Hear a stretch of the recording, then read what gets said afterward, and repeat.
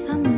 Contohnya, melemparkan 2 buah koin atau 2 buah dadu, atau yang lainnya. Titik sampelnya apa-apa saja tuh? Oke, langsung aja kita bahas ya. Banyak cara menentukan titik sampel dari beberapa objek yang sama. Di sini, Kakak kasih contoh percobaannya pelemparan 2 buah koin ya.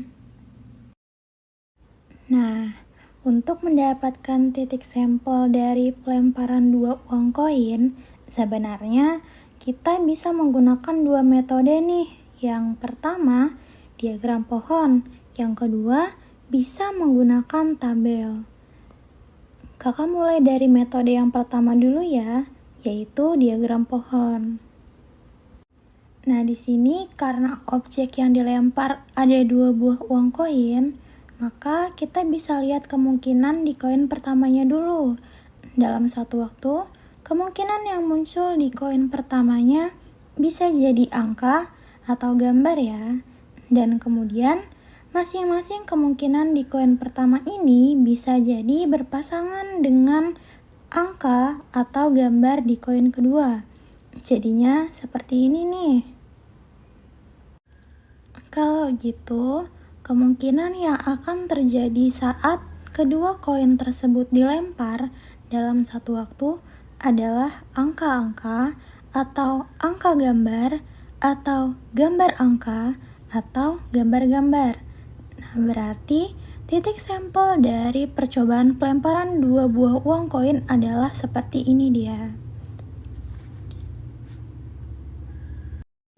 Nah, kalau gitu ruang sampelnya seperti ini ya, sehingga banyak anggota ruang sampelnya bisa kita tulis menjadi seperti ini.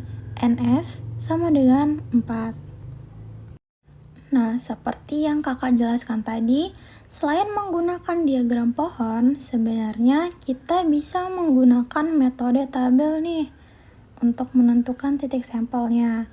Nah, caranya gimana? Perhatikan ya.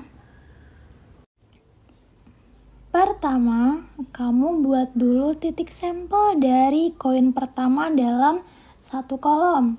Kemudian, buat titik sampel dari koin kedua dalam satu baris. Seperti ini dia.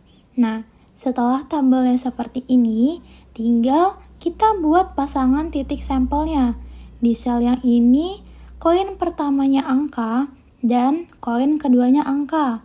Kemudian, di sel yang ini, koin pertamanya angka dan koin keduanya gambar. Selanjutnya, di sel ini, koin pertamanya gambar dan koin keduanya angka. Dan yang terakhir di sel ini, koin pertamanya gambar dan koin keduanya gambar. Nah, dari tabel ini kita udah dapet tuh titik sampelnya, yaitu angka-angka, angka gambar, gambar angka, atau gambar-gambar. Nah, sama aja kan dengan metode diagram pohon yang kakak jelasin sebelumnya. Oke, nah dari penjelasan kakak tadi, misal uang koin yang dilemparnya 1 buah, maka banyak titik sampelnya ada 2. Kemudian, dari yang barusan kita lakukan, jika yang dilempar 2 koin, maka banyak titik sampelnya ada 4. Nah, kira-kira nih, kalau banyak koinnya kakak tambahin 1 lagi, jadinya 3 koin yang dilempar bersamaan. Kira-kira banyak titik sampelnya berapa ya? Oke, jawabannya 8 ya. Kemudian, coba deh perhatikan. Ternyata untuk pelemparan koin ada hubungannya nih antara banyak koin dan banyak titik sampelnya. Coba deh perhatikan. Kalau banyak koinnya 1, banyak titik sampelnya ada 2 nih. Kalau banyak koinnya 2, banyak titik sampelnya itu sama dengan 2 dikali 2.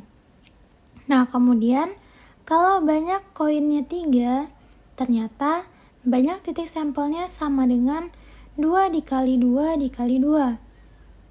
Nah, kalau gitu untuk pelemparan N buah koin, maka banyak titik sampelnya akan menjadi 2 dikali 2 dikali 2 sebanyak N kali.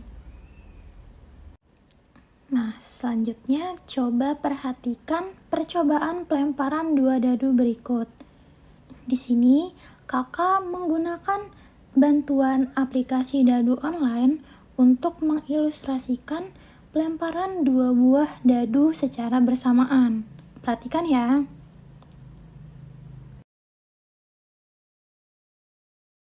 Di sini, apabila kita terus-terusan menggulirkan dadu dan kita mendata titik-titik sampel yang mungkin terjadi saat pelemparan satu kali dari 2 buah dadu secara bersamaan, titik sampelnya akan seperti tabel berikut.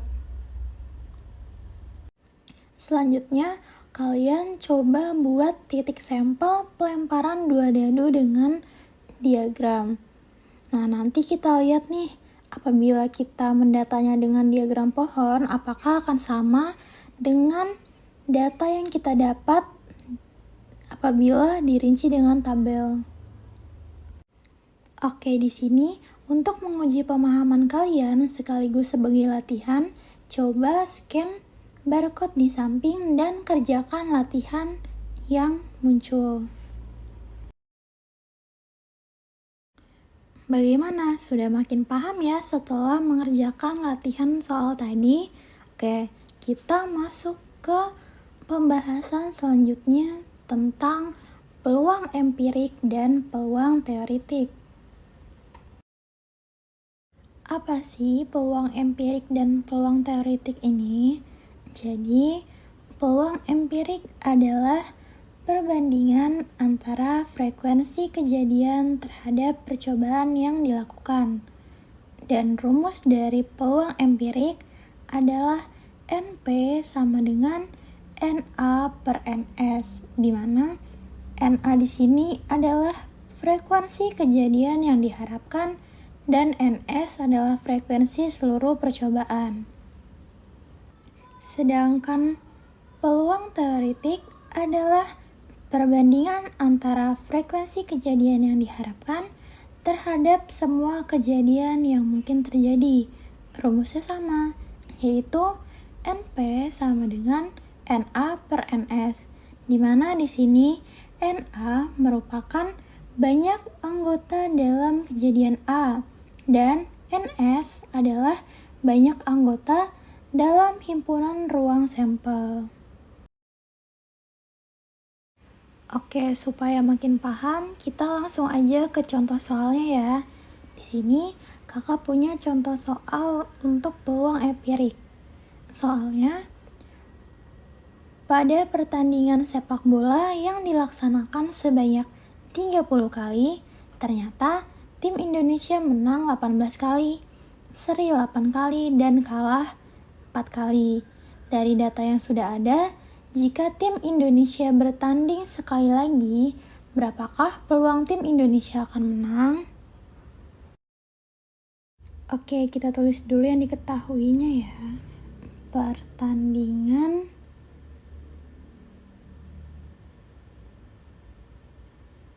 sepak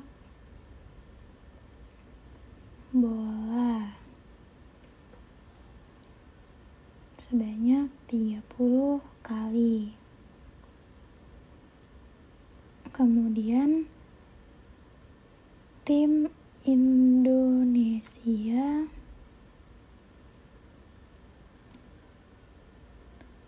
menang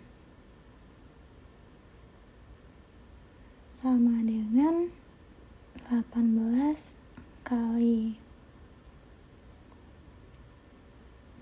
30 ini adalah NS-nya dan 18 adalah NA. Sehingga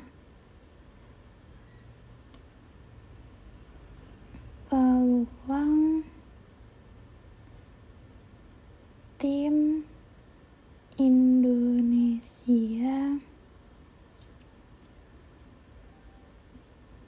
menang sama dengan NA per NS sama dengan 18 per 30 atau 3/5. Soal selanjutnya mengenai peluang teoretik. Di sini ada soal nih. Pada sebuah kantong terdapat 40 kelereng dengan warna merah 16 buah, hijau 8 buah, dan sisanya berwarna biru.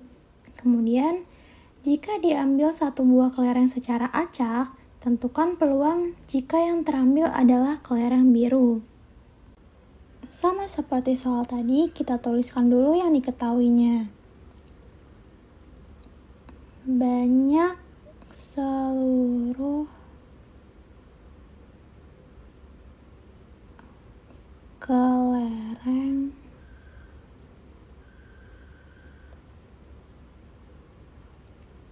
sama dengan NS, yaitu 40. Kemudian jumlah kelereng merah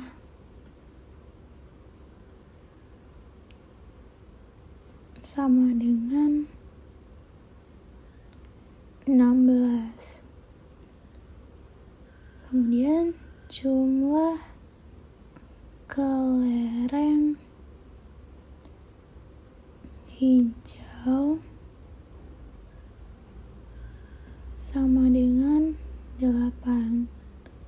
Sehingga jumlah kelereng biru sama dengan 40 dikurang 16 dikurang 8 sama dengan 16. Sehingga peluang dari terambil kelereng biru sama dengan NA per NS sama dengan 16 per 40 atau 2/5. Oke, untuk mengakhiri video ini, kakak punya tugas nih yang bisa kalian kerjakan untuk menambah wawasan dan mengukur pengetahuan kalian tentang materi peluang ini. Jangan lupa dikerjakan ya. See you.